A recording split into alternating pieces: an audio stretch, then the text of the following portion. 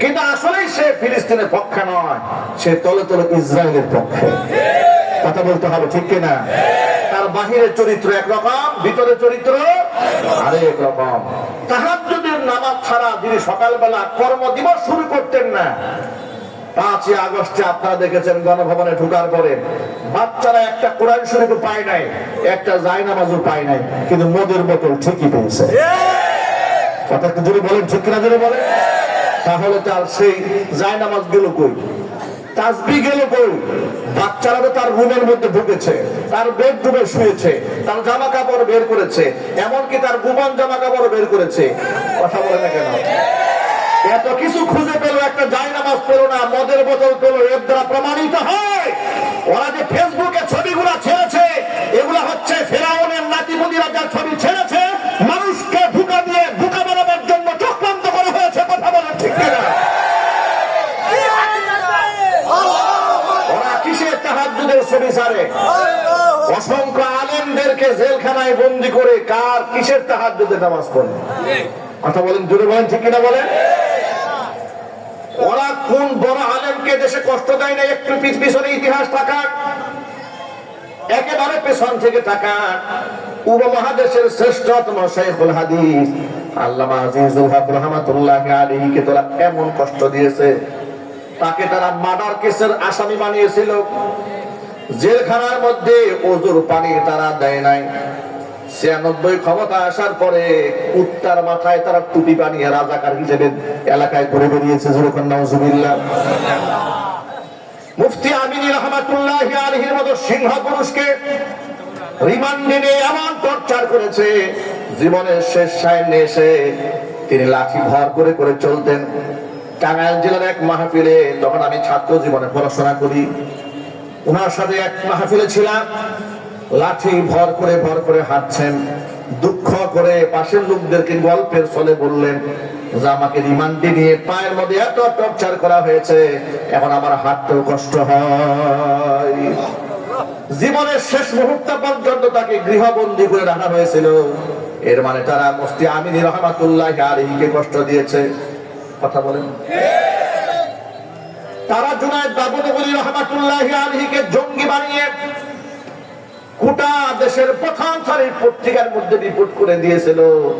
Junaid বাবুনগরীর middle ইস্টে ব্যবসা আছে, দেশ থেকে টাকা পাচার করেছে, সে 200 কোটি টাকার মালিক। নাউজুবিল্লাহ বলেন। এবং সেই টাকা হেফাজতের অ্যাকাউন্টে জমা হয়, ওই টাকা দিয়া হেফাজতের লোকরা দেশের মধ্যে নাটক করে এবং নাশকতা ছড়িয়ে দেয়। এই বৃদ্ধ মানুষটাকে উল্টায়া লটকায়া লট দিয়ে পিটিয়েছে, লাঠি দিয়ে পিটিয়েছে। নাউজুবিল্লাহ বলে। যখন দেখলো মরে যাচ্ছে, তাড়াতাড়ি বার্ডের হসপিটাল নিয়ে ভর্তি করেছে। কথা বলেন, ঠিক কিনা বলেন? এরপরে তারা বাংলাদেশের সিংহ পুরুষ আল্লামা মামুনুল হক হাফিজাহুল্লাহকে স্ত্রী, নিজের স্ত্রীকে দিয়া তার বিরুদ্ধে ধর্ষণের মামলা দেওয়া হয়েছে। দেয় নাই? এই তো জোরে বলেন, দেয়নি? ছোট্ট রফিকুল ইসলাম মাদানী, এতটুকু একজন আলেম, সাইজে আল্লাহ ছোট বানিয়েছে, কিন্তু পায়ের তলা থেকে মাথা পর্যন্ত পুরোটাই ঈমানে ভরা। আল্লাহু আকবার বলে, চিল্লাবেন আল্লাহু আকবার। সে বলেছিল যে প্রধানমন্ত্রী আমার আল্লাহকে মানে না, আমার কোরআন মানে না, রাসূল মানে না, তাকে আমি প্রধানমন্ত্রী মানি না। যে রাষ্ট্রপতি আমার কোরআন মানে না, ইসলাম মানে না, তাকে আমি রাষ্ট্রপতি মানি না। এই কথা বলা কি অপরাধ করেছে? আর চিৎকার দিয়ে বলে, এই বলার অপরাধে তাকে ধরা হলো। রিমান্ডে নিয়ে জামা কাপড় খুলে প্যান্ট পরিয়েছে, গেঞ্জি পরিয়েছে, হাতের মধ্যে সিগারেট ধরিয়ে অর্ধ উলঙ্গ নারীর পাশে বসিয়ে নগ্ন ছবি তুলেছে। মানুষের সামনে আলেমদেরকে খারাপ বানাবার জন্য এদের পলিসির কোনো শেষ ছিল না। মুফতি সাখাওয়াত হোসেন রাজি হাফিজাহুল্লাহকে কি কষ্ট তারা দিয়েছে। এরপরে ইসলামাবাদী আপনার চট্টগ্রামে কি কষ্ট তাকে দিয়েছে। দিনের পর দিন জেলখানায় আটকে রেখেছে, পেছনে হাত করা দিয়ে বেঁধে রেখেছে 48 ঘন্টা। নাউজুবিল্লাহ, তো আসতে বললেন। ওরা কাউকে ছাড় দেয় নাই। ওরা টার্গেট করেছিল বাংলাদেশের কোন আলেমদের ডাকে বিপ্লব সৃষ্টি হয়। কোন আলেমরা ইসলামের রেগুলেশন তৈরি করতে পারে, কোন আলেমের ডাকে লাখো মানুষ জড়ো হয়ে কালিমার পতাকা এই দেশে উড্ডীন করতে পারে, কারা হিন্দুত্ববাদ প্রতিষ্ঠার বাধা, কারা আলেমদের, কারা দেশের মুসলমানদের শক্তি, কারা দেশের মুসলমানদের চেতনা যোগায়, ওদেরকে টার্গেট করে করে ওরা মসজিদ ছাড়া করেছে, মাদ্রাসা ছাড়া করেছে, মাদ্রাসাগুলোকে ভণ্ড আলেমদেরকে দিয়ে, ওদের পাঁচটা গোলামদেরকে দিয়ে দখল দিয়ে দিয়েছে। এইভাবে আলেমদেরকে পুরা বাংলাদেশ থেকে আলেমদেরকে যারা বিচ্ছিন্ন করার জন্য যারা পায়তারা করেছিল, প্রিয় ভাইরা, জুলাই আগস্টের বিপ্লবের মাধ্যমে ফেরাউন এবং নমরুদের লেটেস্ট ভার্সন হাসিনা এবং তাদের নাতিপুতিদের চরম বেইজ্জত এবং জিল্লতির সাথে আল্লাহ পাক ক্ষমতার মস্তক থেকে সরিয়ে দিয়েছে। মুসলমান ভাইদেরকে বলছি, এদেশে ইসলাম এবং মুসলমান যদি নিরাপদ রাখতে চান, এদেশের উলামাদের হাতকে মজবুত করতে হবে এবং উলামাদের হাতকে মজবুত করার জন্য দল মত নির্বিশেষে উলামায়ে কেরাম দ্বীন ও ইসলামের স্বার্থে, রাষ্ট্রের স্বার্থে, বাংলাদেশের স্বাধীনতার সার্বভৌমত্ব রক্ষার স্বার্থে যে কোনো আন্দোলনে ডাক দিবে ঝাঁপিয়ে পড়তে হবে। রাজি আছেন কারা কারা? তো হাত দেখতে চায়।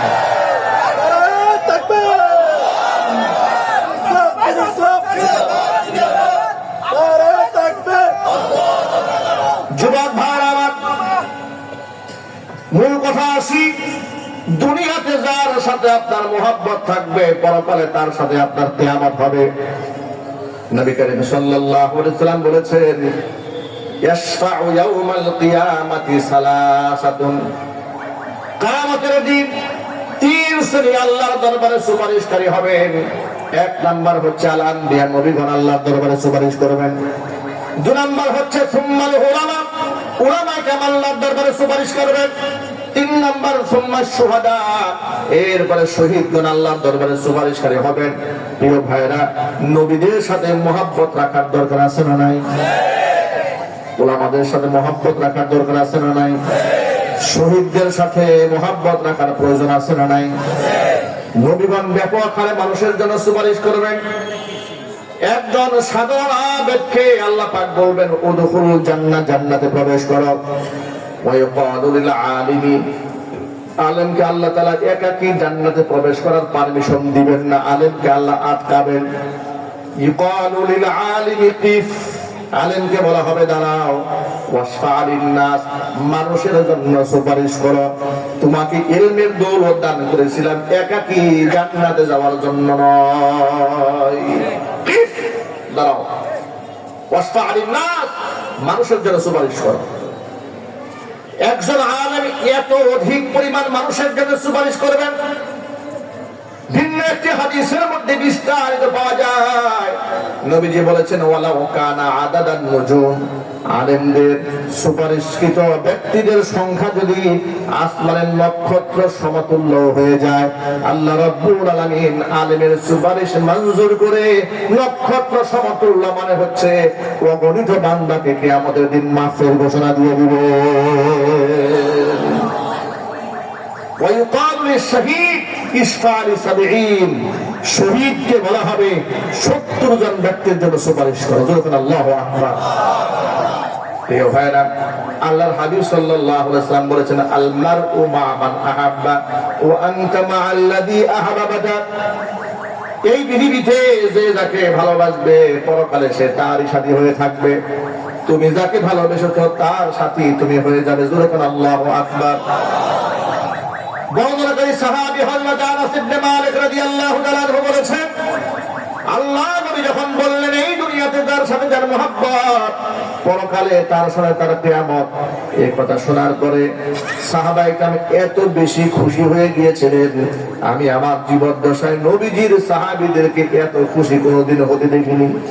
কারণ সাহাবায়ে কেরাম নিশ্চিত হয়ে গিয়েছিলেন, রাসূলুল্লাহ সাল্লাল্লাহু আলাইহি ওয়াসাল্লাম যেহেতু বলেছেন যার সাথে যার মহব্বত তার সাথে তার কিয়ামত, নিশ্চিত আমাদের হাসর রাসূলুল্লাহর সাথেই হবেন। কারণ আমরা আমাদের জীবনের চাইতে নবীজিকে বড্ড বেশি ভালোবাসি। নবীজির মহব্বত অন্তরে আছে কার কার? হাত দেখি তো। এটা কি প্রকৃত মহব্বত? আরো জোরে বলেন। নবীজির জন্য জীবনে যে কোনো ঝুঁকি নিতে রাজি আছেন? আরো জোরে বলেন। হাত নামান, আল্লাহ যেন কবুল করেন। জোরে বলেন আমিন। ভারতে রামগিরি মহারাজ, এক হিন্দু ধর্মগুরু, আমি আমার ভাষায় বলি হিন্দু ধর্মগুরু, এই ধর্মগুরু মুহাম্মদ সাল্লাল্লাহু আলাইহি ওয়াসাল্লামকে নিয়ে অনেক বাজে কথা বলেছে। এই জন্য আমি তাকে ধর্মগুরু না বলে ধর্মগুরু বললাম। ঠিক কিনা জোরে বলেন? মুহাম্মদ সাল্লাল্লাহু আলাইহি ওয়াসাল্লামকে বাজে কথা বলার পরে হিন্দুস্তানে বিরাট আন্দোলন হলো, বিরাট একটা লং মার্চ হলো দিল্লিতে। ওই লং মার্চে একজন সাধারণ ব্যবসায়ী অংশগ্রহণ করেছে। করার পরে সাংবাদিকরা ব্যবসায়ীকে জিজ্ঞেস করছে যে আচ্ছা, আপনারা যদি এরকম চালাতে থাকেন, লং মার্চ আন্দোলন করতে থাকেন, তো ব্যবসা বাণিজ্য কারবারটা কি হবে, ব্যবসা বাণিজ্য কি হবে? সাধারণ একজন মানুষ, তিনি আলেম নন, পীর নন, বুজুর্গ নন, মুফতি নন, মুহাদ্দিস নন, তিনি জবাবটা এমন একটা জবাব দিলেন, এই যে জবাব শোনার পরে আমারই হৃদয় ইমানটা এত মজবুত হয়ে গেছে, আমি অবাক হয়ে গেলাম। একজন সাধারণ মানুষের অন্তরে এত মুহাব্বত, আল্লাহু আকবার। লোকটি বলছে मोहम्मद सल्लल्लाहु अलैहि वसल्लम के सामने कोई कारबार नहीं है, আল্লাহ নবীর ইজ্জতের সামনে কোনো ব্যবসা চলবে না। আল্লাহু আকবার বলেন, কোনো ব্যবসা চলবে না। রাসূলের ইজ্জত রক্ষা আগে করা হবে, এরপরে ব্যবসা চালানো হবে। চিল্লায় বলেন আল্লাহু আকবার। আমি আপনাদেরকে ছোট্ট একটা মেসেজ দেই। এই যে উলামারা অনেক সময় সত্য ভাষায় অনেক সময় কথাবার্তা বলেন, এর দ্বারা অনেকে নারাজ হয় যে হুজুর এত শক্ত কথা কেন বলেন, এটা না বললেও চলতো। মূর্তির সংস্কৃতি যখন এই দেশে চালু করার জন্য স্বৈরাচারের আমলে হাজার হাজার কোটি টাকা বরাদ্দ করা হলো। আপনাদেরকে তথ্য জানাই রেখে মনে রাখবেন, বিগত 16 বছরে রাস্তায় রাস্তায় মূর্তি, ভাস্কর্য, এমনকি ওই যে বাবার ছবি, নিজের ছবি বাধাই করেছে। এই বাধাই বাবদ রাষ্ট্রের খরচ হয়েছে 4000 কোটি টাকা। এটা কি ওদের বাপ দাদার কামাই করে সম্পদ, নাকি এদেশের মুসলমানের সম্পদ? এদেশের মুসলমানের সম্পদ দিয়ে ওরা বিলাসিতা করেছে, লুটপাট করেছে। কথা বলতে হবে, ঠিক কিনা? আমরা যখন প্রতিবাদ জানালাম, অনেকেই বলেছে যে হুজুর এগুলা বলে লাভ কি, এগুলা বলে লাভ কি, ফায়দা তো হচ্ছে না। ওরা তো ঠিকই বানাচ্ছে, কিন্তু ফায়দা কোথায় গিয়ে দাঁড়িয়েছে দেখেন। এদেশের আলেমরা যদি সাধারণ মানুষের সামনে এগুলা না বলতেন, এদেশের তরুণ যুবকেরা জানতোই না মূর্তি যে একটা নিষিদ্ধ কাজ। কথা বলেন, এটা যে হারাম, এটা এদেশের যুবকরা জানতো না। জানার ফসল কি হয়েছে দেখেন। আমাদের দীর্ঘদিন একটা স্বপ্ন ছিল যে আল্লাহ যদি কোনদিন এদেশে খেলাফত কায়েম করেন, এই মূর্তি আমরা একটাও রাখবো না। যদি বলেন ঠিক কিনা বলেন, এই আগ্রহ আমাদের আছে না? কিন্তু আমাদের বাচ্চারা করলো কি কাজটা দেখেন। যে স্বাধীন হওয়ার 24 ঘন্টা সময় আমাদেরকে দেয় নাই। ওই যে ওয়াজে শুনেছে মূর্তি হারাম, ওরা বলেছে আলেমরা মূর্তি হারাম বলেছে, তারপরেও তোমরা জালেমেরা জোর করে মূর্তি বানিয়েছো। তোমাদেরকে শুধু লাঠি দিয়ে দেশ থেকে ভাগায় নাই, তোদের অস্তিত্ব মাটির সাথে মিশিয়ে দেবো। আমাদের ডাক দেওয়ার আগে মূর্তি সব ভেঙে গুড়াই ফেলছে। আল্লাহু আকবার বলেন। তাআলা ইব্রাহিম ওয়া আলা আলি ইব্রাহিম ইন্নাকা হামিদুম মাজিদ। ঐতিহ্যবাহী কুমিল্লা জেলার অন্তর্গত মুরাদনগর উপজেলার পাহাড়পুর পান্তিবাজার পাহাড়পুর ইমদাদুল উলুম ইসলামিয়া মাদ্রাসার 82তম 2 দিন ব্যাপী ইসলামী দোয়ার মাহফিলের প্রথম দিবসের সম্মানিত সভাপতি সাহেব, আমন্ত্রিত হাজরাত, উলামায়ে কেরাম, মুরব্বিয়ান ইজম, অত এলাকা এবং পার্শ্ববর্তী এলাকার বিভিন্ন প্রান্ত থেকে ছুটে আসা দিনদরদি, ঈমানদার, পরহেজগার, মুত্তাকি মুসলিম ভাইরা, পর্দার অন্তরালে অবস্থানরত আমাদের সকলের শ্রদ্ধা ভাজন পর্দানিশীন মা এবং বোনেরা, মহান আল্লাহ রাব্বুল আলামিনের দরবারে আলিশানে লাখ কোটি শুকরিয়া আদায় করছি যে মহান মনিব আমাদেরকে জগদ্দল পাথরের মতো চেপে বসা এক স্বৈরাচারীর জুলুম নির্যাতনের কবল থেকে জুলাই আগস্টের বিপ্লবের মাধ্যমে মুক্ত করে মুক্ত বাতাসে কোরআন সুন্নাহ থেকে মন প্রাণ উজাড় করে কথা বলার মতো পরিবেশ তৈরি করে দিয়ে কোটি কোটি মুসলমানের হৃদয়কে শান্ত করেছেন। এখন আর স্টেজে ওঠার সময় কেউ কানে বলে না যে হুজুর দিনকাল ভালো না, একটু ঠান্ডা ওয়াজ করেন, কথা বলেন। এখন স্টেজে ওঠার সময় কেউ আমাদেরকে স্লিপ দেয় না। আগে স্লিপ দিয়ে দিত, স্লিপ দিত। চিটাগংয়ে এক মাহফিলে স্টেজে বসেছি, ল্যামিনেটিং করে স্টেজে টানিয়ে রাখা হয়েছে। 14টা শর্তের ভিত্তিতে মাহফিল পারমিশন দেওয়া হয়েছে। কয়টা শর্ত দেওয়া হয়েছে? ডিসি অফিস থেকে। ডিসি অফিস থেকে 14টা শর্ত দিয়েছে। এর মধ্যে 1 নাম্বার শর্ত ছিল কোনো ক্রমে আকারে ইঙ্গিতেও সরকারের বিরুদ্ধে কোনো কথা বলা যাবে না। যদি বলা হয় বক্তা, শ্রোতা, কমিটি সবগুলার নামে মামলা দেওয়া হবে। হাত পা বেঁধে বক্তাকে মহাসমুদ্রে ফেলে দিয়েছে এবার সাতরাও, কথা বলেন। এরপর মাহফিলের পারমিশন দেওয়ার আগে এইরকম সাদা কাগজে পিছনে কমিটির সই নিয়ে রেখেছে, ব্ল্যাঙ্ক পাতা, যা খুশি তারা পরে লিখে নেবে। অনুমোদন দেওয়া হয়েছে, এবার মাহফিল করেন। এইভাবে আমাদের হাত পা বেঁধে রাখা হয়েছিল, যার দরুন কোরআন এবং সুন্নাহর সুমহান বাণীগুলো মন প্রাণ উজাড় করে এদেশের ওলামারা অনেক ক্ষেত্রেই বলতে পারেননি কিংবা বলতে দেওয়া হয়নি, কথা বলেন। এমন একটি দুর্বিষহ পরিবেশ থেকে আল্লাহ তাআলা আমাদেরকে পরিত্রাণ দান করেছেন, স্বাধীনভাবে কথা বলার সুযোগ দিয়েছেন। এই জন্য আপনারা খুশি না বেজার? কম না বেশি? উচ্ছ্বসিত কণ্ঠে মন প্রাণ উজাড় করে আল্লাহ পাকের শেখানো ভাষায় শুকরিয়া আদায় করছি। জবান ছেড়ে দিয়ে চিৎকার দিয়ে বলছি আলহামদুলিল্লাহ। রব্বানা লাকাল হামদ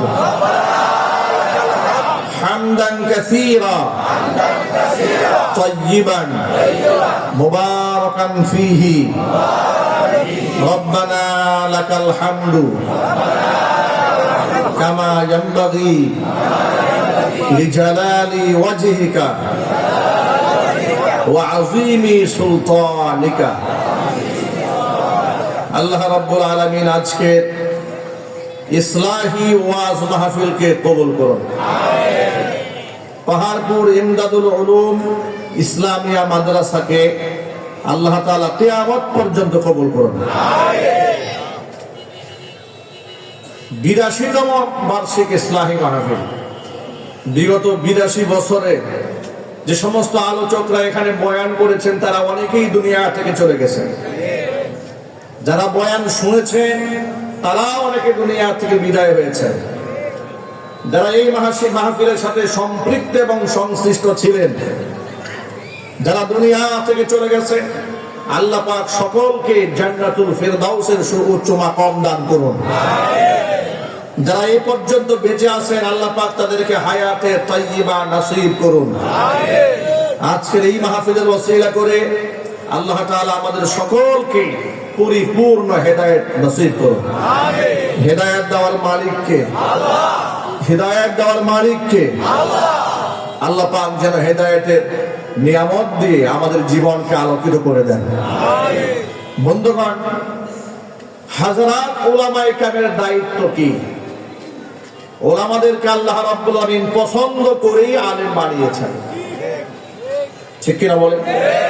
আল্লাহ পাক যাকে মুহাব্বত করেছেন, মান আরাদাল্লাহু বিহি খায়রান ইউফাক্কিহু ফিদ্দীন, যাকে খুশি তাকে আল্লাহ আলেম বানান না। যার দ্বারা কল্যাণ সাধিত হবে সমাজে, কিংবা যার কল্যাণ আল্লাহ নিজে চান, আল্লাহ পাক তাকেই আসমানে ইলমের মতো দৌলত তার সিনার মধ্যে দান করেন। তার আল্লাহর পক্ষ থেকে নির্বাচিত।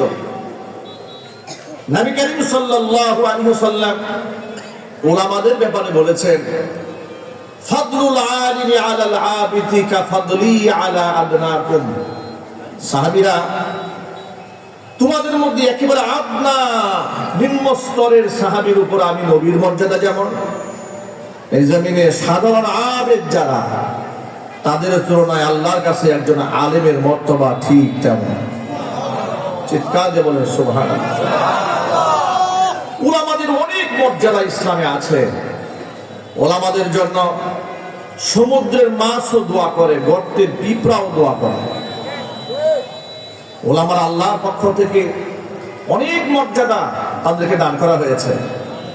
কোরআন মাজিদে আল্লাহ পাকের ওয়াদা আছে, ইয়ারফাইল্লাহুল্লাযীনা আমানু মিনকুম ওয়াল্লাযীনা উতুল ইলমা দারাজাত। যারা ঈমানদার তাদের সম্মান আমি বৃদ্ধি করে দেব, সাথে সাথে যারা ইলম যাদেরকে দান করা হয়েছে তাদের মর্তবা আমি আল্লাহ পাক অনেক অনেক উপরে উঠাই দেব। নবী করিম সাল্লাল্লাহু আলাইহি ওয়াসাল্লাম উলামাদের ব্যাপারে বলেছেন, ইন্নামাল উলামা ওয়ারাসাতুল আম্বিয়া। নিশ্চয়ই উলামারা হচ্ছেন নবীগণের ওয়ারিস। নবীগণ ওয়া ইন্নাল আম্বিয়া লাম ইউওয়ারিসু দীনারা ওয়ালা দিরহামা বাল ওয়ারাসুল ইলমা। আম্বিয়া আলাইহিমুস সালাতু ওয়াস সালামের উত্তরাধিকারী হচ্ছেন উলামায়ে কেরাম। নবীগণ আম্বিয়া আলাইহিমুস সালাতু ওয়াস সালাম ওয়ারিস সূত্রে টাকা পয়সা জমি জমা দিনার দিরহাম কিছু রেখে যাননি, বাল ওয়ারাসুল ইলমা, আসমানে ইলম তারা রেখে গিয়েছেন। ওই ইলমের উত্তরাধিকারী হচ্ছেন উলামায়ে কেরাম। উলামাদের দায়িত্ব কি? উলামাদের দায়িত্ব হচ্ছে ফালিয়ুবাল্লিগুশ শাহিদুল গায়বা। বিদায় হজের ভাষণের সময় নবী করিম সাল্লাল্লাহু আলাইহি ওয়াসাল্লাম বলেছেন, তোমাদের উপস্থিত ব্যক্তি আমার বক্তব্য অনুপস্থিত ব্যক্তির কাছে পৌঁছায় দেবে। আল্লাহ নবী সাল্লাল্লাহু আলাইহি ওয়াসাল্লাম উম্মাহকে দায়িত্ব দিয়েছেন, বাল্লিগু আন্নী ওয়ালাউ আয়া। আমার পক্ষ থেকে একটি বাণী হলেও তোমরা পৌঁছায় দেবে। নবী করিম সাল্লাল্লাহু আলাইহি ওয়াসাল্লামের রেখে যাওয়া এই আমানত, এটাকে কারচুপি করা কিংবা লুকিয়ে রাখার কোনো সুযোগ নাই। ওলামারা হচ্ছেন সমাজের ধারক এবং বাহক, মানুষের ঈমান এবং আমালের পাহারাদার। ইন্না হাদাল ইলমা, নিশ্চয় আল্লাহ সুবহানাহু ওয়া তাআলা এই ইলমটাকে এত দামি বানিয়েছেন। ওলামারা এর ধারক এবং বাহক হবেন এবং সমাজের রন্ধে রন্ধে ওলামারা নবীজি সাল্লাল্লাহু আলাইহি ওয়াসাল্লামের রেখে যাওয়া আমানতগুলো পৌঁছে দিবেন। ইয়াহমিলু হাদাল ইলমা মিন কুল্লি খালফিন উদুল। প্রত্যেক পরবর্তী প্রজন্মে ইনসাফগার ব্যক্তিরা এই ইলমের ধারক হবে, বাহক হবে। তারা নির্বিঘ্নে নিশ্চিন্তে আল্লাহর নাযিলকৃত কথাগুলো মানুষের কান পর্যন্ত পৌঁছে দেবে। কোন আয়াতকে, কোন বিধিবিধানকে লুকিয়ে রাখার কোনো সুযোগ নাই। আফসোস এবং পরিতাপের সাথে আমরা লক্ষ্য করেছি বিগত বছরগুলোতে অনেক কথা উলামায়ে কেরাম বলতে পারেন না কিংবা বলতে দেওয়া হয়নি। আবার অনেকেই সেটাকে ইচ্ছাকৃতভাবে লুকিয়ে রেখেছেন যাতে করে মুসিবতের সম্মুখীন না হতে হয়। কারণ অনেক কথা সমাজের মধ্যে বললে মুসিবত হয়ে যেত। কথা বলেন ঠিক কিনা? এই জন্য সুকৌশলে শুধু ওই কথাগুলো অনেকে বলতেন যে কথা বললে সমাজে শত্রু হবে না। সমাজে কি সব আলেমের শত্রু হয়? একটু জুড়ে বলেন না ভাই। সমাজে কি সব আলেমের শত্রু হয়? না, সব আলেমের শত্রু হয় না। যে আলেম শুধুমাত্র মাটির নিচের কথা বলবে, জমিনে কি হবে না হবে তার সমাধান কোরআন হাদিসে আছে না নাই? কিন্তু সেটা নিয়ে তিনি কোনো কথা বলবেন না। জমিনের নিচের কথা বলবেন, চুপচাপ শুধু পরকালে কথা বলে যাবেন। জমিন নিয়ে কোনো আলোচনাই তিনি করবেন না। এটা হচ্ছে পিঠ বাঁচানো কথাবার্তা।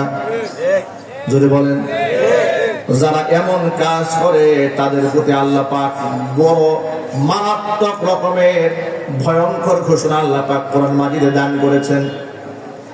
আল্লাহ রাব্বুল আমিন বলেছেন, ইন্নাল্লাযীনা ইয়াকতুমুনা মা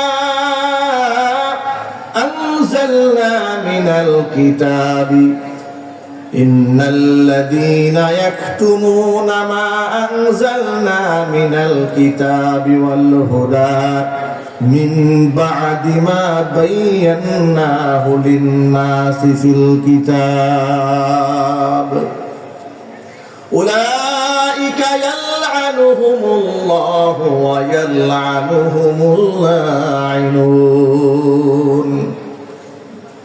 যে সমস্ত ব্যক্তিরা ইন্নাল্লাযীনা ইয়াকতুমুনা মা আনজালনা মিনাল কিতাব, কিতাবে যা আমি হেদায়েতের কথা নাযিল করেছি, সুস্পষ্ট দলিল প্রমাণ যা আমি আল্লাহ বর্ণনা করেছি, মানুষের সামনে না বলে লুকিয়ে রাখে, কারণ এটা প্রকাশ করে দিলে তার নিজের স্বার্থে লাগবে, তার স্বার্থের বিরুদ্ধে চলে যাবে, অথবা তিনি মামলা মোকদ্দমা জেল জরিমানা হুমকির সম্মুখীন হবে।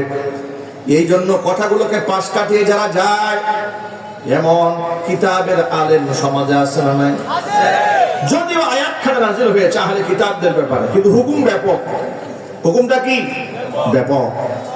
এই কাজ যারা করবে, উলাইকা ইয়ালআনুহুমুল্লাহ, ওই সমস্ত ব্যক্তিদের উপর আল্লাহ পাকের লানত, ওয়া ইয়ালআনুহুমুল লাঈনুন, শুধুমাত্র আল্লাহ লানত নয়, গোটা জগৎবাসীর লানত। জোরে বলেন নাউযুবিল্লাহ।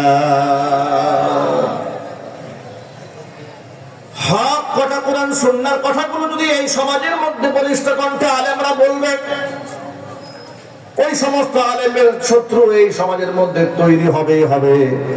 কারণ সকালে সকলের কাছে একজন আলেম কোনো দিন ভালো হয়ে থাকা সম্ভব নয়। আপনারা বলেন তো, মুহাম্মদ সাল্লাল্লাহু আলাইহি ইসলামের চেয়ে বেশি আদর্শিক মানুষ পৃথিবীতে ছিল কেউ? বর্তমানে আছে? ভবিষ্যতে হওয়ার কোনো সম্ভাবনা আছে? তার শত্রু ছিল না? তার যদি শত্রু হয়ে থাকে, তাহলে আপনি এমন কোন আদর্শ গ্রহণ করলেন যে আপনার কোনো শত্রু নাই? কথা বলেন না কেন? সাহাবায়ে কেরামের শত্রু ছিল, তারা এলাকায় থাকতে পারেন না। আপনি এমন কি আদর্শ গ্রহণ করলেন, এমন কোন মন্ত্র পাঠ করলেন যে আপনার কোনো শত্রু নাই, সব বন্ধু হয়ে গেল? কথা বলেন ঠিক কিনা বলেন? এর মানে হচ্ছে আপনি কিছু বাদ দিয়েছেন, আপনি কিছু অংশ এড়িয়ে চলেছেন, যার দরুন আপনি কোনো হুমকি দামকির সম্মুখীন আপনি হচ্ছেন না। আপনাদেরকে ছোট্ট করে একটা কথা বলি, বিগত স্বৈরাচারীর আমলে অসংখ্য উলামারা এই দেশে জেল খেটেছেন, জরিমানা দিয়েছেন। কথা বলেন। এখন আপনারা আরেকটা জবাব দিবেন, আলেমরা কি দেশদ্রোহিতা করেছিল? রাষ্ট্রের টাকা চুরি করে বিদেশ পাচার করেছিল? খুন খারাপি করেছিল? রাষ্ট্রের সম্পদ তসরুফ করেছিল? কিছুই করেনি। এরপরেও আলেমদের উপর তারা এত রুষ্ট কেন, এত নারাজ কেন, এত ক্ষিপ্ত কেন? জাতীয় সংসদে দাঁড়িয়ে তাদের এক গোলাম, তাদের পা চাটায় এক গোলাম, কাফেরদের গোলাম দাঁড়িয়ে বলল, যে সমস্ত আলেমদের নামে মামলা দেওয়া হয়েছে এবং জেলখানায় নেওয়া হয়েছে, তারা কেউ হক্কানি আলেম নয়, সব ধর্ম ব্যবসায়ী। এমনকি সবগুলা হচ্ছে মৌলবাদী, সব সন্ত্রাসী, এদেরকে ধরা হয়েছে। কিন্তু প্রকৃত আধ্যাত্মিক হুজুর কাউকে ধরা হয় না। ওদের দৃষ্টিতে, ভালো করে মনে রাখেন, আবু জেহেলের দৃষ্টিতে মুহাম্মদ সাল্লাল্লাহু আলাইহি ওয়াসাল্লাম কোনদিন ভালো হবে না। ফিরআউনের দৃষ্টিতে মুসা আলাইহিস সালাম কখনো ভালো হবে না। নমরুদের দৃষ্টিতে ইব্রাহিম আলাইহিস সালাতু ওয়াস সালামের মতো খারাপ মানুষ এই দুনিয়াতে আর নাই। আমাকে দেখতে হবে আলেম ওলামাদের ব্যাপারে বিশুদ্ধতা করেছে কে, মন্তব্যরা পেশ করেছে কে। পরে খোঁজ খবর নিয়ে দেখলাম এই কথা বলেছে বাম এবং রামেরা, ইসলাম বিরোধী যারা, ইসলামের অনুশাসন চায় না, দাড়ি টুপি সহ্য হয় না, মাদ্রাসাগুলোর ব্যাপারে যারা স্পষ্ট বলেছে ব্যাঙের ছাতার মতো কওমি মাদ্রাসা গড়ে উঠেছে। এগুলা হচ্ছে এক একটা জাতির জন্য বিস্ফোরা। চিল্লায় কোন নাউজুবিল্লাহ। মাদ্রাসার ব্যাপারে বিস্ফোরা মন্তব্য করেছে যে ব্যক্তি, সেই ব্যক্তি ডিসাইড করছে কে হকপন্থী আর কে না হকপন্থী। কথা বুঝতে পেরেছেন? তাহলে এর মানে হচ্ছে ওর দৃষ্টিতে যে ব্যক্তি সন্ত্রাস হবে, ইসলাম বিদ্বেষীর দৃষ্টিতে যে আলেম খারাপ হবে, আল্লাহর কথা রবের দৃষ্টিতে সে আলেম হক্কানি আলেম। অবাক করা ব্যাপার হলো, তারা বলে কাউকে কষ্ট দেওয়া হয় নাই। এবার নবীজি সাল্লাল্লাহু আলাইহি ওয়াসাল্লামের হাদিস এই ব্যাপারে শুনেন, হুজুর কি বলেছেন। হুজুর বলেন, আসাদুল বালাই আল আম্বিয়া সুম্মাল আমসাল ফাল আমসাল। এই পৃথিবীতে সবচেয়ে বেশি কষ্ট পাবে নবীগণ। নবীগণের উপর নির্যাতনের স্টিম রুলা চালানো হয়েছে। এমন অসংখ্য নবী এই পৃথিবীতে এসেছে যাদের কিছু দেশান্তরিত করা হয় নাই, মাথা টুকরা করে দুটা ভাগ করে ফেলে দেওয়া হয়েছে। এমন কষ্ট নবীদেরকে দেওয়া হয়েছে। হুজুর বলেন, আসাদুল বালাই আল আম্বিয়া সুম্মাল আমসাল ফাল আমসাল। নবীদের সাথে আমলের সাদৃশ্যতা যাদের যত মিলে যাবে, তারা এই দুনিয়ার মধ্যে তত বেশি মুসিবতের সম্মুখীন হবে। যারা ধারাবাহিকতায় সাহাবায়ে কেরাম কষ্ট পেয়েছেন, তাবিঈরা কষ্ট পেয়েছেন, তাবিঈন আইম্মায়ে মুজতাহিদিন সালফে সালিহিন, এই পৃথিবীর মধ্যে যারা ছিলেন তারা সকলে কষ্ট পেয়েছেন। ইমাম আবু হানিফা রাহমাতুল্লাহি আলাইহি লম্বা সময় জেলখানার মধ্যে কাটিয়ে জেলের মধ্যে তিনি শাহাদাত বরণ করেছেন। আহমদ ইবনে হাম্বল রাহমাতুল্লাহি আলাইহিকে হাত পিঠ মুড়া দিয়ে গাছের সাথে এত টাইট করে বেঁধে রেখে দেওয়া হয়েছিল, একেবারে দেহ থেকে তার হাতটা ডিসকানেক্ট হয়ে গিয়েছিল। ইমাম শাফি রাহমাতুল্লাহি আলাইহি নির্যাতন করা হয়েছে। এইভাবে যুগের শ্রেষ্ঠ ওলামারা কষ্ট পেয়েছেন, জালেম স্বৈরাচারীদের স্বৈরতন্ত্রের শিকার হয়েছেন। তার ধারাবাহিকতায় আজকের এই দিন পর্যন্ত বাংলাদেশের অসংখ্য ওলামারা জালেম স্বৈরাচারীর নির্যাতনে পিষ্ট হয়েছে। কথা বলেন ঠিক কিনা বলেন? আল্লাহ রাসূল বলেছেন, নবীদের আমলের সাথে যার আমল যত মিলবে সে তত মুসিবত কষ্ট সম্মুখীন হবে। আর যে ব্যক্তি নবীগণের আমলের সাথে যার মিল নাই, তার কোনো শত্রু নাই। কথা বলেন ঠিক কিনা? তার মধ্যে নেফাকি আছে। তার মধ্যে কি আছে যদি বলেন? নেফাকি আছে। নেফাকি না থাকলে কোন রাত আমার উপর সন্তুষ্ট হবে না, কোন দল আমার উপর সন্তুষ্ট হবে না। আমেরিকা যদি আমার প্রতি খুশি থাকে, আল্লাহর কসম আল্লাহ আমার প্রতি নারাজ হয়ে যাবে। কথা বলেন। ভারতের মোদী সরকার যদি আমার মতো আলেমের প্রতি খুশি হইয়া আমাকে একটা গিলাস উপহার দেয়, কসম আল্লাহ, ভারতের মোদী আমার প্রতি খুশি হওয়া মানে আল্লাহ আমার প্রতি নারাজ হয়ে যাওয়া। কেন? কারণ হচ্ছে সে হচ্ছে ওই কুখ্যাত সন্ত্রাসী, যেই ব্যক্তি দাড়ি টুপি সহ্য করতে পারে না, ইসলামের আকীদা বিশ্বাস বরদাস্ত করতে পারে না, মুসলমানদের ইতিহাস এবং ঐতিহ্যের অন্যতম নিদর্শন মুঘল সম্রাটের আমলে নির্মিত 500 বছর আগের পুরাতন বাবরি মসজিদ ভেঙে দিয়ে রাম মন্দির যে ব্যক্তি নির্মাণ করেছে, আল্লাহর কসম করে বলি, যে ব্যক্তি গরু জবাই করার অপরাধে মানুষদেরকে, মুসলমানদেরকে টুকরা টুকরা করে রোদে শুকিয়ে দিয়েছে, এমন ব্যক্তি আমার প্রতি যদি খুশি হয়, আল্লাহর কসম আল্লাহ আমার উপর নারাজ হয়ে যাবে। ঠিক কিনা বলেন? আশ্চর্যের ব্যাপার কি জানেন? বিগত স্বৈরাচারীর আমলে ইসলামের এমন চূড়ান্ত দুশ্মনের সাথে তারা মহব্বত রেখেছে, আর এই দেশের আলেমদের সাথে তারা শত্রুতা পোষণ করেছে। আলেমদের চাইতে বড় শত্রু তাদের আর কেউ ছিল না এই বাংলাদেশে। আমি কি ভুল বললাম নাকি? এখানে সকল ধর্মের লোকরা এই দেশে বসবাস করার পরেও সবচেয়ে বেশি আলেমরা নির্যাতিত হয়েছে। জঙ্গি নাটক সাজিয়ে সাজিয়ে নিরপরাধ মানুষগুলাকে দিনের পর দিন কষ্ট দেওয়া হয়েছে।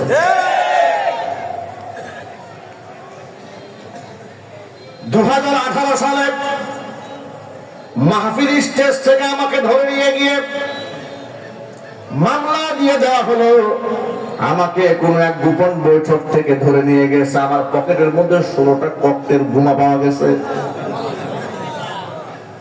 অবাক বিষয়ে আমি জিজ্ঞেস করেছিলাম, যা ধরেছে আমাকে কেন নিয়ে এসছেন? তারা বলেছে কিছু বলতে পারবে না, সব উপরের নির্দেশ। ভাবটা আমার মনে হয় জিবরাইল নির্দেশ দিয়ে গেছে, সব উপরের নির্দেশ, কোনো কারণ নাই, ধরে নিয়ে গেল।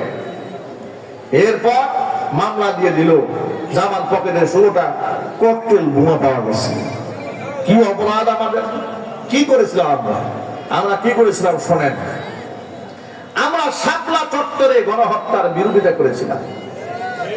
যে সমস্ত মুনাফিকরা মাদ্রাসার ছাত্রদেরকে শহীদ করে বলেছিল, জাতীয় মিথ্যাবাদী সংসদে দাঁড়িয়ে বলেছিল যে শাপলা চত্বরে কোন গুলাগুলির ঘটনা ঘটে নাই, কোন রক্তপাত সেদিন হয়নি, অথচ আমাদের চোখের সামনে কত ভাইরা যে শহীদ হয়েছে, কত বাচ্চারা পঙ্গুত্ব বরণ করেছে, কত ভাই চোখ হারিয়েছে, কত ভাই হাত হারিয়েছে। আমার নিজের এক মুসল্লি হাত ভেঙে টুকরা হয়ে গেছে কান থেকে। ওরা বলেছে কোন গোলাগুলি ঘটনা সেদিন ঘটে নাই। আমি মনে করি শতাব্দীর এত বড় মিথ্যাবাদী বাংলাদেশে জন্মগ্রহণ করেছে, এটা দেশের জন্য কলঙ্ক। আমরা এগুলার প্রতিবাদ জানিয়েছিলাম, জানানোর কারণে আমরা হয়ে গেছি মৌলবাদী, আমরা হয়ে গেছি জঙ্গিবাদী। আমরা প্রতিবাদ জানিয়েছিলাম, ফাজাইলে আমল বই পাওয়া গেছে ঘরের মধ্যে, তাকে সন্ত্রাসী বানায় বলে জঙ্গি বই পাওয়া গেছে, এরপরে ফাজাইলে আমল, ফাজাইলে সাদাকাত আছে, সুতরাং এ জঙ্গি। দাড়ি এবং টুপি বিশ্ববিদ্যালয় দেখেছে, মাথা নষ্ট হয়ে গেছে, নিশ্চয়ই এর সাথে কোন জঙ্গি সংগঠনের সম্পর্ক আছে। আমরা প্রতিবাদ জানিয়েছিলাম, আবরার ফাহাদকে যখন পিটিয়ে হত্যা করে সন্ত্রাসী এবং গুন্ডারা, প্রতিবাদ যখন জানিয়েছিলেন তখন তারা বলেছে এরা তো সরকার বিরোধী লোক, এরা জামাত শিবিরের লোক। যাকে তারা পছন্দ করতে পারে নাই, ছাত্র বিরোধী কথা বলেছে, কাউকে জামাত, কাউকে শিবির, কাউকে রাজাকার, কাউকে আলবদল, কাউকে আলসার, কাউকে স্বাধীনতা দুশ্মন, পাকিস্তানের দালাল বলে আখ্যায়িত করেছে। অথচ কালের পরিবর্তনে আজকে প্রমাণিত হয়েছে আলেমরা পাকিস্তানের দালাল নয়, আলেমদেরকে যারা পাকিস্তানের দালাল বলেছে ওরা ভারতের কাফেরদের গোলাম ছাড়া কিছু নয়। ওরা রাম এবং বামদের গোলাম, ওদের পাঁচটা গোলাম ওরা, যার দরুন মানবতার শত্রু, গণহত্যাকারী, সম্পাদনকারী ব্যক্তিকে তারা কোলে তুলে নিয়েছে। মনে রাখবেন, ভারতের মতো বন্ধু যার আছে পৃথিবীতে তার শত্রু থাকার দরকার নেই। কথা বলেন ঠিক কিনা বলুন? প্রিয় যুবক ভাইয়েরা আমার, ওলামাদের দায়িত্ব হচ্ছে কোরআন সুন্নাহ থেকে মানুষদেরকে সমকালীন জ্ঞান শেখায় দেওয়া, ইসলামের শত্রু কারা, বন্ধু কারা, এটা ভালো করে চিনিয়ে দেওয়া। ১৫০০ বছর আগে দুইটা শ্রেণীর ব্যাপারে মানুষদেরকে আল্লাহ সতর্ক করে বলে দিয়েছেন। দুইটা শ্রেণী ইমানদারদের জন্য চরম শত্রু। কে বলেছেন জোরে বলেন? আল্লাহ পাকের ভাষায় শোনাচ্ছি আপনাদেরকে। আল্লাহ বলছেন, লাতাজিদান্না শাদ্দান নাসি আদাওয়াতাল লিল্লাযীনা আমানুল ইয়াহুদা ওয়াল্লাযীনা আশরাকু। অবশ্যই ইমানদারদের জন্য দুইটা জাত হচ্ছে নিকৃষ্ট শত্রু জাত। একটা জাতের নাম হচ্ছে ইহুদি, আর একটা জাতের নাম হচ্ছে মুশরিক। মুশরিকরা কোনদিন মুসলমানদের বন্ধু হতে পারে না, আর ইহুদিরাও কোনদিন মুসলমানদের বন্ধু হতে পারে না। ইহুদিরা যে মুসলমানদের কত প্রকারের ভয়ঙ্কর শত্রু, এটাকে আপনাদের কাছে ব্যাখ্যা করে বলার কোন দরকার আছে? ইহুদিরা হচ্ছে সেই নিকৃষ্ট শত্রু ইসলামের। মুহাম্মদ সাল্লাল্লাহু আলাইহি ওয়াসাল্লামকে সম্পূর্ণরূপে সত্যবাদী জানার পরেও যারা পাহাড়ের উপর থেকে পাথর মেরে তাকে হত্যা করতে চেয়েছিল, তারা হলো ইহুদি।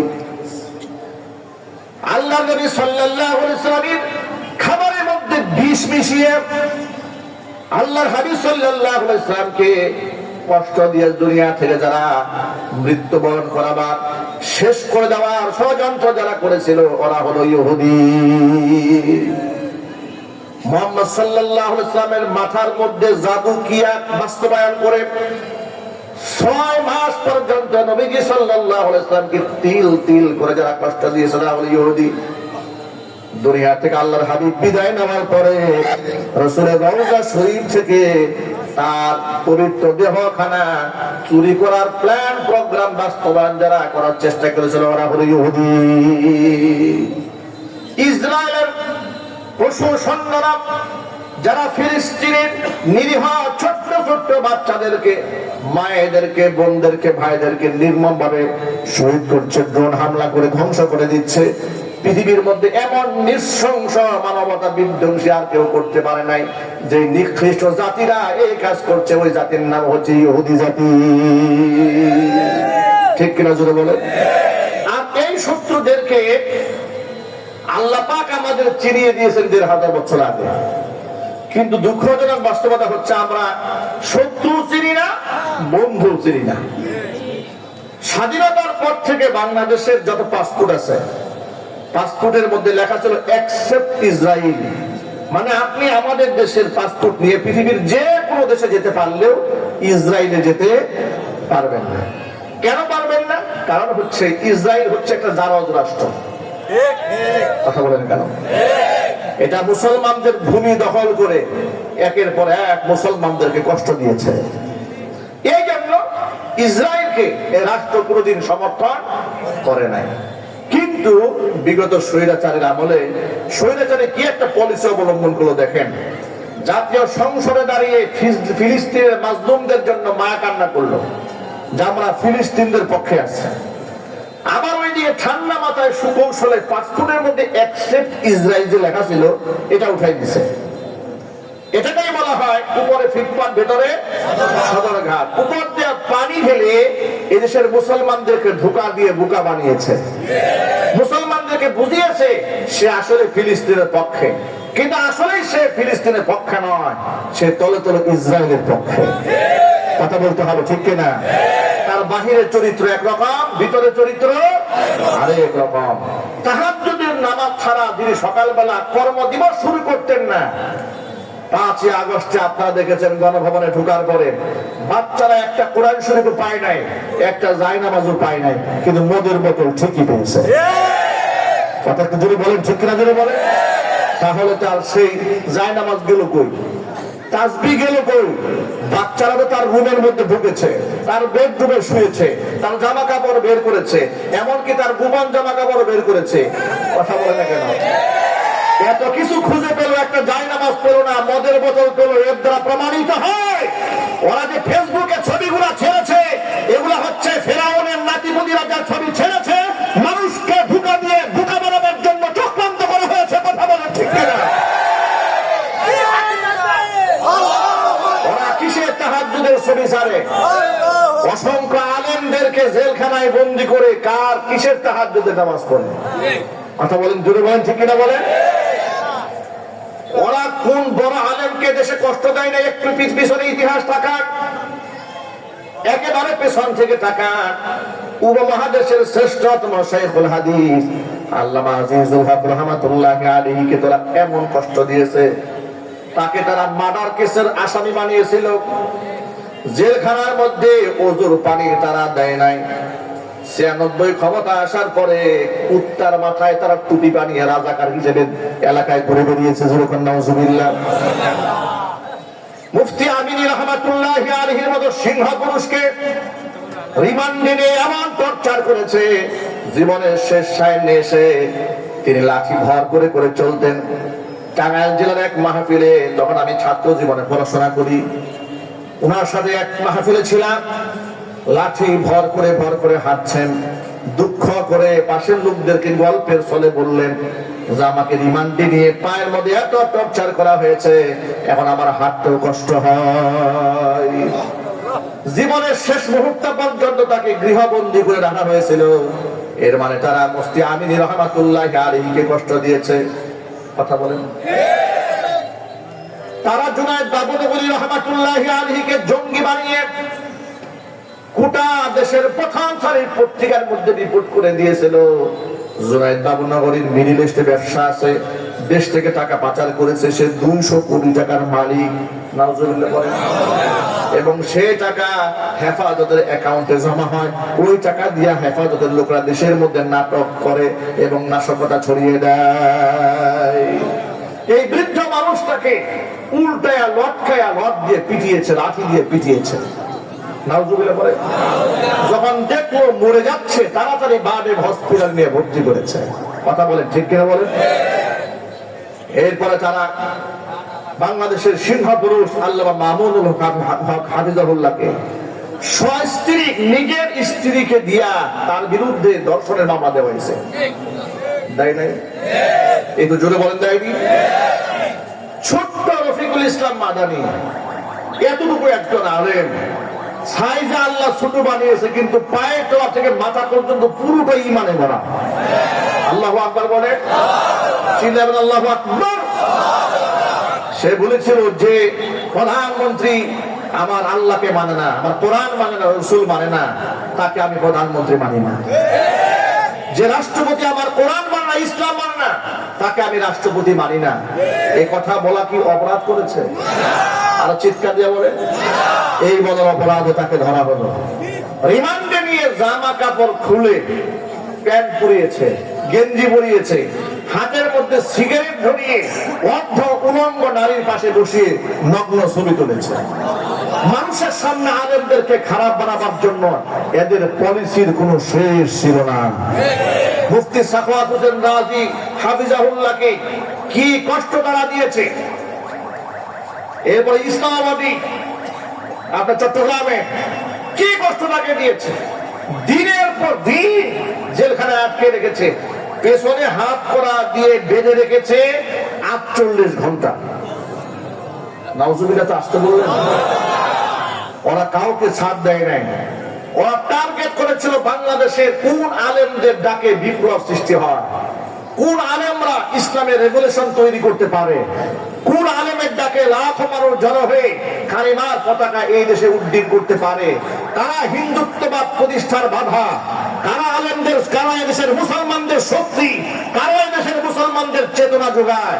ওদেরকে টার্গেট করে করে ওরা মসজিদ ছাড়া করেছে, মাদ্রাসা ছাড়া করেছে, মাদ্রাসাগুলোকে ভণ্ড আলেমদেরকে দিয়ে, ওদের পাওয়া গোলামদেরকে দিয়ে দখল দিয়ে দিয়েছে। এইভাবে আলেমদেরকে পুরা বাংলাদেশ থেকে আলেমদেরকে জনবিচ্ছিন্ন করার জন্য যারা পায়তারা করেছিল, প্রিয় ভাইরা, জুলাই আগস্টের বিপ্লবের মাধ্যমে ফেরাউন এবং নমরুদের লেটেস্ট ভার্সন হাসিনা এবং তাদের নাতিপুতিদের চরম বেইজ্জত এবং জিল্লতির সাথে আল্লাহ পাক ক্ষমতার মস্তক থেকে সরিয়ে দিয়েছে। মুসলমান ভাইদেরকে বলছি, এদেশে ইসলাম এবং মুসলমান যদি নিরাপদ রাখতে চান, এদেশের উলামাদের হাতকে মজবুত করতে হবে এবং উলামাদের হাতকে মজবুত করার জন্য দল মত নির্বিশেষে উলামায়ে কেরাম দ্বীন ও ইসলামের স্বার্থে, রাষ্ট্রের স্বার্থে, বাংলাদেশের স্বাধীনতার সার্বভৌমত্ব রক্ষার স্বার্থে যে কোনো আন্দোলনে ডাক দিবে ঝাঁপিয়ে পড়তে হবে। রাজি আছেন কারা কারা? তো হাত দেখতে চাই।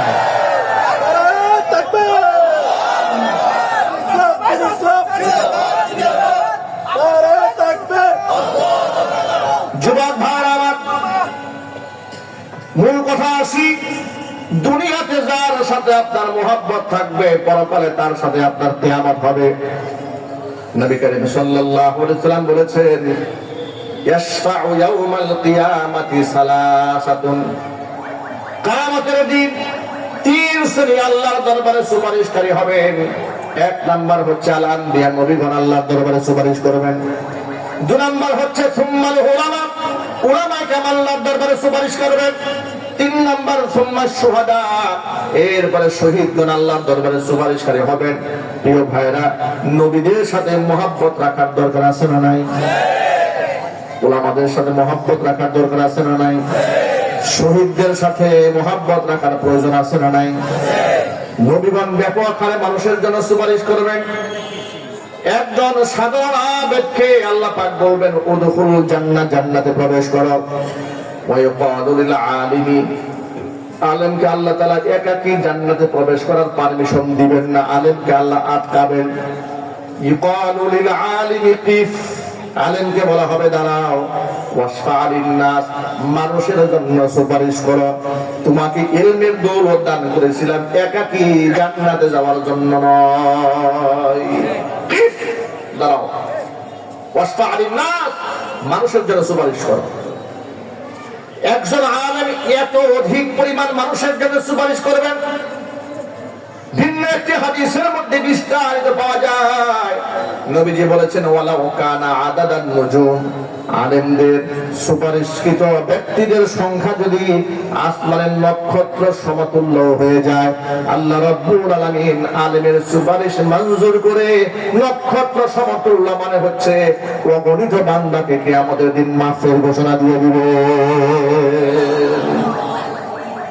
ওয়ায়ুকালু লিশ-শাহীদ ইশফা লি-৭০, শহীদকে বলা হবে ৭০ জন ব্যক্তির জন্য সুপারিশ করো। যখন আল্লাহু আকবার। প্রিয় ভাইরা, আল্লাহর হাবিব সাল্লাল্লাহু আলাইহি ওয়াসাল্লাম বলেছেন আল মারউ মা মান আহাব্বা ওয়া আনতা মা'আল্লাযী আহবাবাতা। এই পৃথিবীতে যে যাকে ভালোবাসবে পরকালে সে তারই সাথী হয়ে থাকবে। তুমি যাকে ভালোবেসেছো তার সাথী তুমি হয়ে যাবে। যখন আল্লাহু আকবার। বর্ণনাকারী সাহাবী হযরত আনাস ইবনে মালিক রাদিয়াল্লাহু তাআলা আনহু বলেছেন, আল্লাহ নবী যখন বললেন এই দুনিয়াতে তার সাথে যার মহব্বত, পরকালে তার সাথে তার কিয়ামত, এই কথা শোনার পরে সাহাবায়ে কেরাম এত বেশি খুশি হয়ে গিয়েছিলেন, আমি আমার জীবদ্দশায় নবীজির সাহাবীদেরকে এত খুশি কোনোদিন হতে দেখিনি। কারণ সাহাবায়ে কেরাম নিশ্চিত হয়ে গিয়েছিলেন রাসূলুল্লাহ সাল্লাল্লাহু আলাইহি ওয়াসাল্লাম যেহেতু বলেছেন যার সাথে যার মহব্বত তার সাথে তার কিয়ামত, নিশ্চিত আমাদের হাসর রাসূলুল্লাহর সাথেই হবেন। কারণ আমরা আমাদের জীবনের চাইতে নবীজিকে বড্ড বেশি ভালোবাসি। নবীজির মহব্বত অন্তরে আছে কার কার হাত দেখি তো? এটা কি প্রকৃত মহব্বত? আরো জোরে বলেন। নবীজির জন্য জীবনে যে কোনো ঝুঁকি নিতে রাজি আছেন? আরো জোরে বলেন। হাত নামান, আল্লাহ যেন কবুল করেন। জোরে বলেন আমিন। ভারতে রামগিরি মহারাজ এক হিন্দু ধর্মগুরু, আমি আমার ভাষায় বলি হিন্দু ধর্মগুরু। এই ধর্মগুরু মুহাম্মদ সাল্লাল্লাহু আলাইহি ওয়াসাল্লামকে নিয়ে অনেক বাজে কথা বলেছে, এই জন্য আমি তাকে ধর্মগুরু না বলে ধর্মগুরু বললাম। ঠিক কিনা জোরে বলেন। মুহাম্মদ সাল্লাল্লাহু আলাইহি ওয়াসাল্লামকে বাজে কথা বলার পরে হিন্দুস্তানে বিরাট আন্দোলন হলো, বিরাট একটা লং মার্চ হলো দিল্লিতে। ওই লং মার্চে একজন সাধারণ ব্যবসায়ী অংশগ্রহণ করেছে। করার পরে সাংবাদিকরা ব্যবসায়ীকে জিজ্ঞেস করছে যে আচ্ছা, আপনারা যদি এরকম চালাতে থাকেন, লং মার্চ আন্দোলন করতে থাকেন, তো ব্যবসা বাণিজ্য কারবার কা কিয়া হোগা, ব্যবসা বাণিজ্য কি হবে? সাধারণ একজন মানুষ, তিনি আলেম নন, পীর নন, বুজুর্গ নন, মুফতি নন, মুহাদ্দিস নন, তিনি জবাবটা এমন একটা জবাব দিলেন, এই যে জবাব শোনার পরে আমারই হৃদয় ইমানটা এত মজবুত হয়ে গেছে, আমি অবাক হয়ে গেলাম। একজন সাধারণ মানুষের অন্তরে এত মুহাব্বত। আল্লাহু আকবার। লোকটি বলছে मोहम्मद सल्लल्लाहु अलैहि वसल्लम के सामने कोई कारबार नहीं है। আল্লাহ নবীর ইজ্জতের সামনে কোনো ব্যবসা চলবে না। আল্লাহু আকবার বলেন। কোনো ব্যবসা চলবে না। রাসূলের ইজ্জত রক্ষা আগে করা হবে, এরপরে ব্যবসা চালানো হবে। চিল্লায়ে বলেন আল্লাহু আকবার। আমি আপনাদেরকে ছোট্ট একটা মেসেজ দেই। এই যে উলামারা অনেক সময় সত্য ভাষায় অনেক সময় কথাবার্তা বলেন, এর দ্বারা অনেকে নারাজ হয় যে হুজুর এত শক্ত কথা কেন বলেন, তো না বললেও চলতো।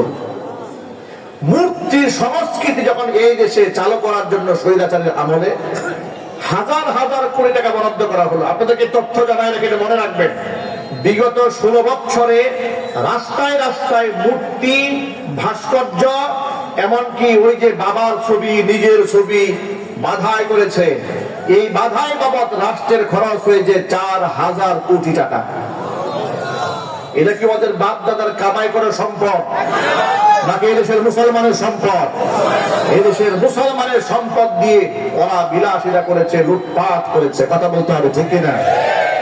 আমরা যখন প্রতিবাদ জানালাম, অনেকেই বলেছে যে হুজুর এগুলা বলে লাভ কি, এগুলা বলে লাভ কি, ফায়দা তো হচ্ছে না। ওরা তো ঠিকই বানাচ্ছে, কিন্তু ফায়দা কোথায় গিয়ে দাঁড়িয়েছে দেখেন। এদেশের আলেমরা যদি সাধারণ মানুষের সামনে এগুলা না বলতেন, এদেশের তরুণ যুবকেরা জানতোই না মূর্তি যে একটা নিষিদ্ধ কাজ। কথা বলেন, এটা যে হারাম, এটা এদেশের যুবকরা জানতো না। জানার ফসল কি হয়েছে দেখেন। আমাদের দীর্ঘদিন একটা স্বপ্ন ছিল যে আল্লাহ যদি কোনদিন এদেশে খেলাফত কায়েম করেন, এই মূর্তি আমরা একটাও রাখবো না। যদি বলেন ঠিক কিনা বলেন, এই আগ্রহ আমাদের আছে না? কিন্তু আমাদের বাচ্চারা করলো কি কাজটা দেখেন, দেশ স্বাধীন হওয়ার 24 ঘন্টা সময় আমাদেরকে দেয় নাই। ওই যে ওয়াজে শুনেছে মূর্তি হারাম, ওরা বলেছে আলেমরা মূর্তি হারাম বলেছে, তারপরেও তোমরা জালেমেরা জোর করে মূর্তি বানিয়েছো। তোমাদেরকে শুধু লাঠি দিয়ে দেশ থেকে ভাগায় নাই, তোদের অস্তিত্ব মাটির সাথে মিশিয়ে দেবো। আমাদের ডাক দেওয়ার আগে মূর্তি সব ভেঙে গুড়াই ফেলছে। আল্লাহু আকবার বলেন। এটা হচ্ছে আলেমরা যে যুবকদেরকে সচেতন করতে সক্ষম হয়েছে তার একটা সুফল। যুবকেরা আলেমদের কথাকে গ্রহণ করে মূর্তি সংস্কৃতি যেভাবে আপনারা ভেঙে দিয়েছিলেন, ইসলামের ডাকে সব সময় সাড়া দিতে প্রস্তুত আছেন তো ইনশাআল্লাহ? আল্লাহ রাব্বুল আলামিন যেন আমাদের সকলকে কবুল করেন, মঞ্জুর করেন। জোরে বলুন আল্লাহুম্মা আমিন। ওয়া আখিরু দাওয়ানা আনিল হামদুলিল্লাহি রাব্বিল আলামিন। আসসালামু আলাইকুম ওয়া রাহমাতুল্লাহি ওয়া বারাকাতুহু।